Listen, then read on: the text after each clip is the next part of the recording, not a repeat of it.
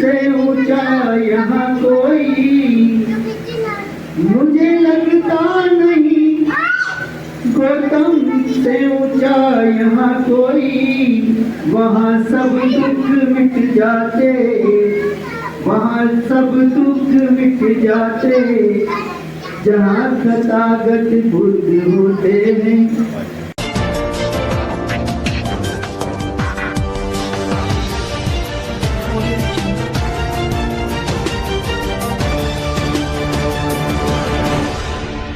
नमस्कार, स्वागत है आपका भीम न्यूज़ कोटा राजस्थान में। आप देख रहे हैं भीम न्यूज़ कोटा राजस्थान।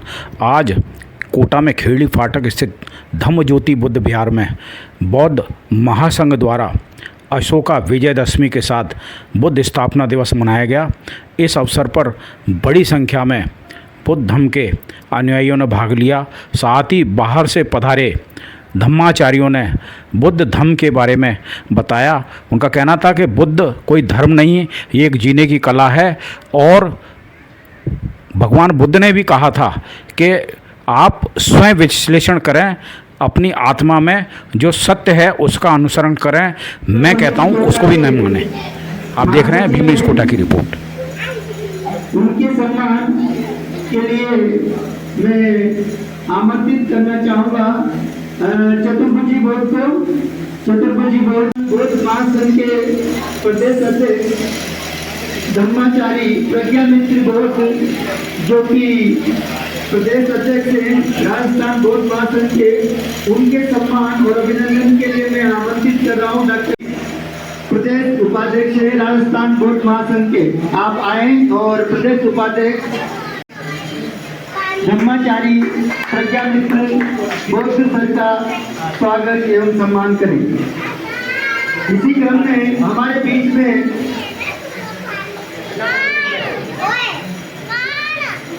राजस्थान बौद्ध उपासिका संघ की जिलाध्यक्ष कंचन बौद्ध उपस्थित हैं। कंचन बौद्ध आगे की पंक्ति में आए। जिलाध्यक्ष कंचन बौद्ध, उनके सम्मान के लिए मैं चंदा बौद्ध को आमंत्रित कर रहा हूँ।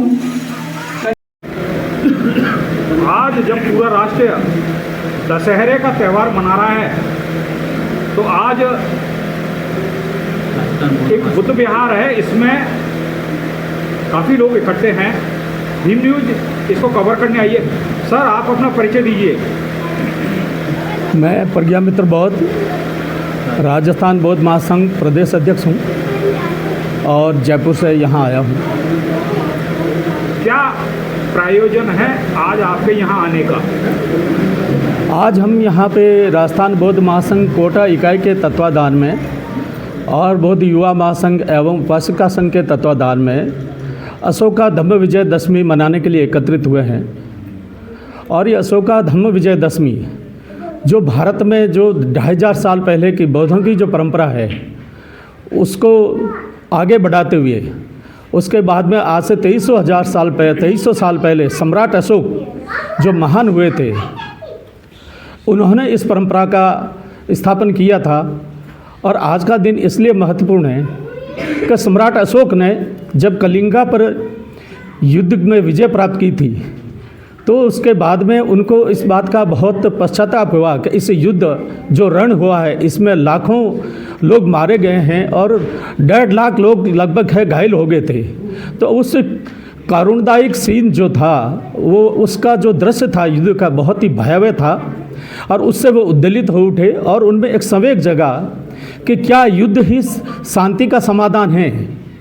तो इस बात को वो लेके बहुत चिंतित थे और बहुत शोकग्रस्त थे। तो बाद में वहाँ के जो बौद्ध भिक्षु है, उन्होंने उनको जब वहाँ से गुजर रहे थे उस युद्ध से, तब उस बौद्ध भिक्षु को बाल भिक्षु थे, उनको जब यह देखा कि यह बौद्ध भिक्षु है इतना शांत चित्त से होते हुए जा रहा है और मैं यहाँ इतना चिंताग्रस्त हूँ, इतना शोकग्रस्त हूँ, तो इस युद्ध में इस दृश्य को देख करके उस बौद्ध भिक्षु कहीं भी चिंता में नहीं है और न वह कहीं वो गम कर रहे हैं, न शोक में है। तो ऐसा क्या कारण है कि वो प्रसन्नचित्त है? तो वो भिक्षु को वहाँ बुलाते हैं और भिक्षु को आदर करके पूछते हैं कि हे बनते, आप यहाँ से गुजरे हैं और आप प्रसन्नचित्त दिखाई दे रहे हैं, तो भंते ने कहा, भंते ने कहा, राजन आप मुझे बहुत ही चिंताग्रस्त और शोकग्रस्त दिखाई दे रहे हैं। तो उन्होंने कहा आप प्रसन्नचित्त कैसे हैं? तब उन्होंने कहा था बाल भिक्षु ने कि जो व्यक्ति अमृत पद को प्राप्त करता है वो व्यक्ति हमेशा सम्मान के योग्य होता है और उसकी कभी मृत्यु नहीं होती है, और जो व्यक्ति परमात्मा को प्राप्त करता है उस व्यक्ति की मृत्यु निश्चित होती है। इस बात को जान करके और सम्राट अशोक में भाव जगा, और उसके बाद में उन्होंने और जो सम्मानित भिक्षुओं को बुला करके और एक बहुत बड़ा समागम करवाया, जिसमें 8 आचार्य, 8 उपाचार्य और 8 संघ थे। उनके बीच में सम्राट अशोक की घोषणा करते हैं, और वो दिन था शुक्ला अष्टमी दशमी, जो आज का जो दिन था, जिसको लोग कहते हैं दशहरे का पर्व मनाते हैं। लेकिन बौद्धों की परंपरा के अनुसार ये दशहरे का पर्व नहीं है, ये 10 सिर के जला करके और ये संकल्प लिया जाता है कि हम रावण को मार रहे हैं। ये बिल्कुल कपोल कल्पित बात है, और इतिहास को अगर गहराई से जाना जाए, छाना जाए, तो ये स्थिति बिल्कुल साफ होती है कि सम्राट अशोक के जो वंशज थे, जो 10 जो राजा हुए हैं, उन्हीं को इस तरीके से प्रस्तुत किया जा रहा है। तो आज हम हमारी बौद्ध परंपरा को आगे बढ़ाते हुए अपनी ये त्यौहार मनाने के लिए इकट्ठे हुए हैं। तो सम्राट अशोक उस दिन घोषणा करते हैं कि आज के बाद मैं रणभेरी नहीं करूंगा, और मैं इस तलवार का त्याग करता हूं, युद्ध का त्याग करता हूं, और आज से मैं धम्म का शासन करूंगा।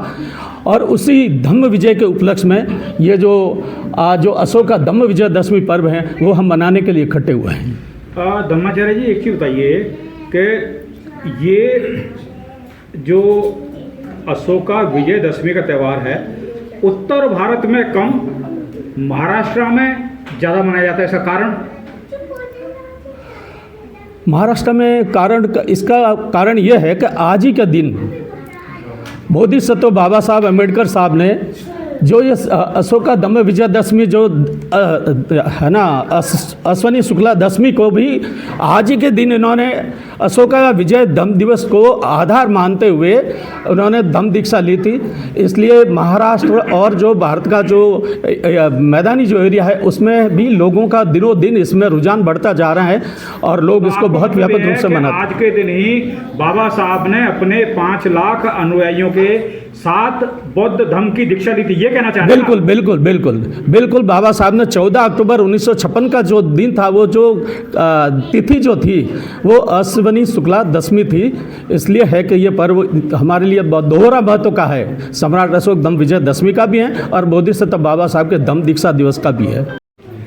हाड़ौती में बुद्ध धर्म को आगे बढ़ाने वाले हमारे साथ 2 महानुभाव हैं, प्रोफेसर के.जी. बौद्ध और प्रोफेसर H.N. बौद्ध।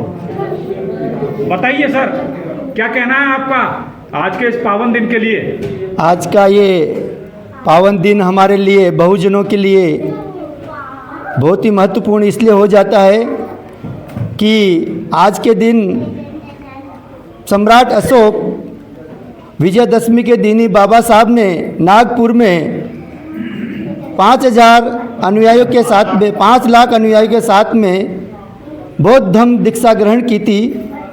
और बाबा साहब ने ये संदेश दिया था कि हम बहुजन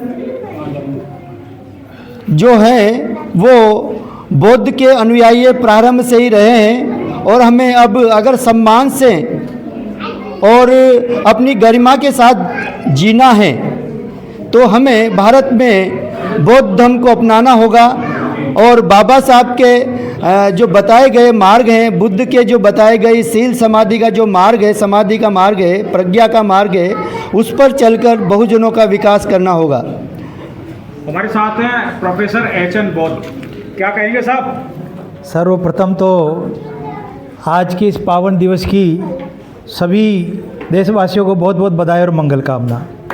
आज का दिन धम्म विजय का दिन है, यानी कि विश्व के महान सम्राट चक्रवर्ती अशोक महान ने आज के दिन हिंसा का मार्ग छोड़ा और धम्म का मार्ग अपनाया, और भगवान बुद्ध की करुणा, मैत्री और भाईचारे का संदेश दिया।